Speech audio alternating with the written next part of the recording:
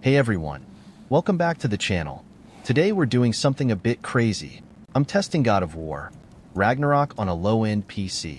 Yes, you heard that right. An O graphics card. Just my humble little i3 processor trying to take on the mighty Kratos. You might be wondering if this is even possible, or if my PC just bursts into flames halfway through. Well, stick around to find out how it went, because things got interesting, to say the least.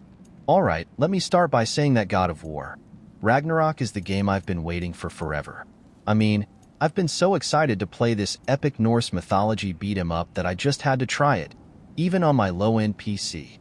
Now, when I saw that 174 gigabytes download size, I did have a mini heart attack, but I installed it with very low expectations. I thought, at best, maybe it would load the menu and then crash my system. But, surprise. The game actually launched, and I was in shock. First thing I did was head straight to the settings menu, because we're not here to play on ultra graphics, folks. I cranked everything down to the absolute lowest setting possible. Resolution? 720p. Graphics? Off or as close to off as the game would let me. Thanks to AMD's FSR 3.1.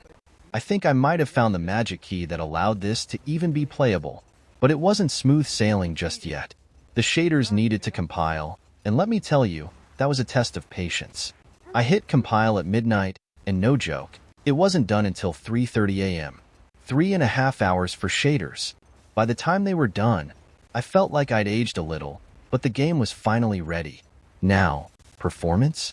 Well, let's just say, don't expect a smooth, buttery experience. You'll be hovering somewhere around 10 to 15 FPS, and that's on the best of days. I had to restart the game every few hours to avoid VRAM-related crashes, as loading new realms would cause textures to pop in and out like magic. Just not the kind of magic you want to see. So yeah, playable? No. Enjoyable? Let's just say it's something.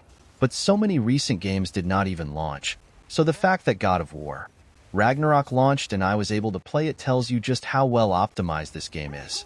I'm sure after some patches, the game will be more stable.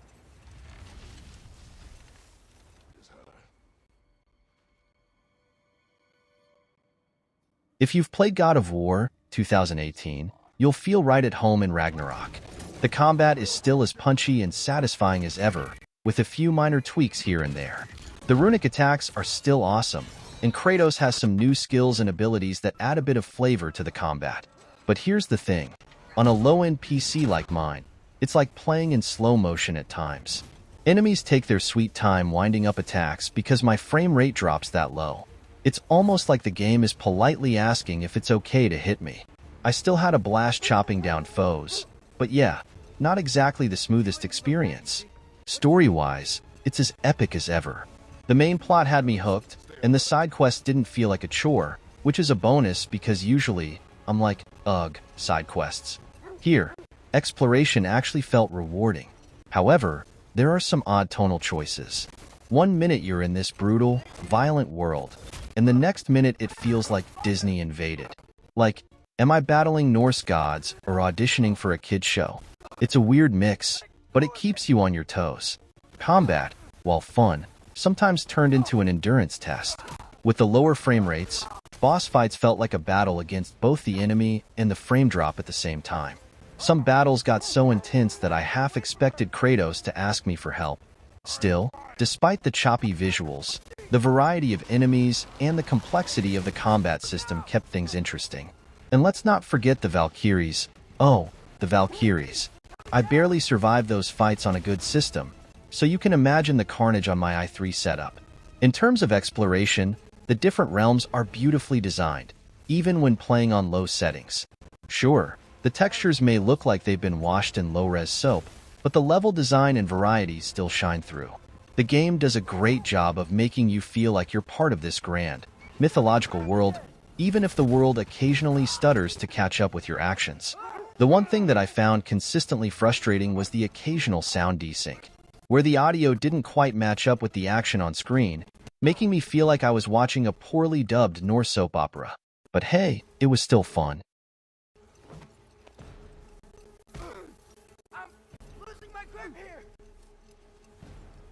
So, is God of War Ragnarök playable on a low-end PC with no graphics card? Surprisingly, yes. Should you play it this way? Well, that depends on how much you enjoy a good challenge, or if you find humor in the idea of turning one of the most visually stunning games into a low-budget slideshow. If you're feeling adventurous, or if your gaming standards are incredibly low and you just want to say you played it, then sure, go for it. But let's be real, this is a game that's meant to be experienced in all its cinematic glory, not in 720p with the graphics settings cranked down to potato mode. That being said, the fact that the game even launches and runs at a somewhat stable 10 to 20 FPS on a low-end system speaks volumes about how well optimized it is. With so many recent AAA games struggling to even boot on lower spec systems, God of War Ragnarök deserves credit for making the effort.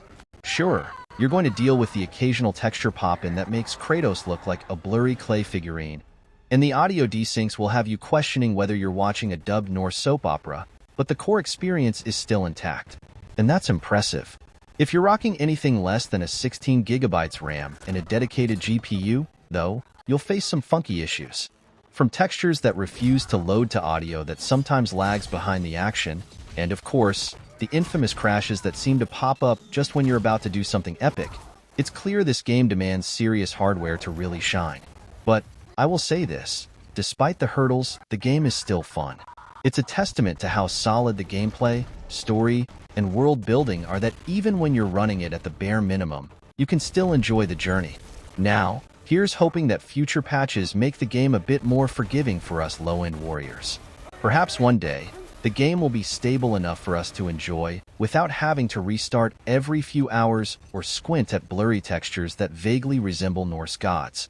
Until then, it's a wild ride, and not exactly in the way the developers intended.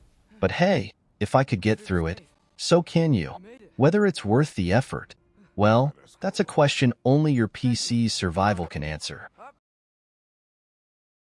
Here's an example of a crash I encountered after about 30 minutes of gameplay.